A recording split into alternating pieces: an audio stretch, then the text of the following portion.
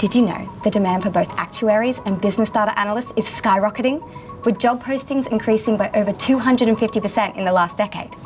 And it's predicted that data science will see more growth than any other field by 2029. Let's explore how Bond Business School is at the forefront of educating the next wave of experts.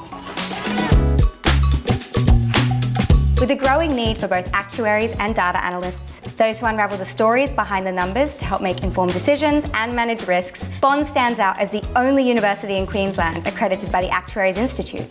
The Centre for Data Analytics is the beating heart behind the numbers, extending hands-on numerical modelling to disciplines across the entire university.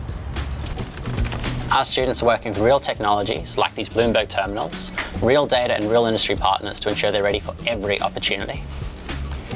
With guidance from some of Australia's leading economists and statisticians, well, it all adds up at Bond University.